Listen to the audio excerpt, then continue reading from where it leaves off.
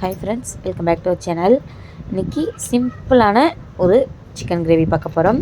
சட்டியில் எண்ணெய் ஊற்றி ஹோல் கரம் மசாலா போட்டு தாளித்து ஒரு கொத்து கருவேப்பிலை, வெங்காயம் தக்காளி பியூரி, வெங்காயம் தக்காளி எண்ணெய் பிரிஞ்சு வந்ததுக்கப்புறமா மிளகு சீரகம் இஞ்சி பூண்டு புதினா மல்லி ஒரு பேஸ்ட் ரெடி பண்ணி வச்சுக்குவோம். க்ரீன் பேஸ்ட் ரொம்பவே டேஸ்டியாக இருக்கும்.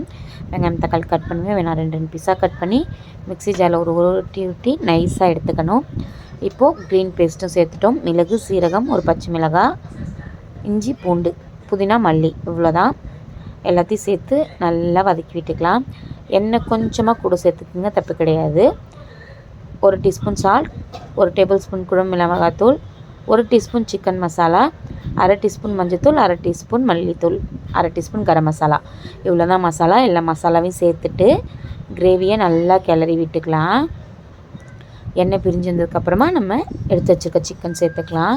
ரொம்ப டேஸ்டியாக இருக்கும். குழந்தைங்களுக்கு சப்பாத்தி, ரைஸு, பூரி எல்லாத்துக்குமே இந்த கிரேவி நல்லாயிருக்கும். குயிக்காகவும் முடிச்சிடலாம். 1/2 ஹவருக்குள்ளே. எப்போல்லாம் சோம்பேறித்தனமாக இருக்குது, சீக்கிரம் டிஃபன் செய்யணும்னு நினைக்கிறீங்களோ அந்த டைமில் இந்த சிக்கன் கிரேவி யூஸ் பண்ணிக்கோங்க. சண்டே லன்ச் மெனுக்கும் நான் இதுதான் பண்ணியிருக்கேன். 2 o'clock தான் சிக்கன் வாங்க போனேன் வேலையை முடிச்சுட்டு. ஸோ எனக்கு டைம் இல்லை, அதனால் இந்த மாதிரி வச்சுட்டேன். ஒரு சிக்கன் 65 புதினா மல்லி, அதே பேஸ்ட் யூஸ் பண்ணி ஒரு சிக்கன் கிரேவி நல்லா சூப்பராக இருக்கும். சிக்கனே தண்ணி விடும். நம்ம ஒரு அரை கிளாஸ் மட்டும் தண்ணி சேர்த்து நல்லா 10 நிமிஷம் கொதிக்க வச்சு மல்லித்தழை தூணும். அப்படின்னா எண்ணெய் பிரிஞ்சு மிதக்குது. சூப்பரான ஒரு சிக்கன் கிரேவி வித்தின் 15 மினிட்ஸ்க்குள்ளே ரெடி. கண்டிப்பாக இந்த ரெசிபியை ட்ரை பண்ணி பார்த்துட்டு கமெண்ட் பண்ணுங்கள். சிக்கன் பீஸ் நல்லா சாஃப்டாக வெந்திருக்கு.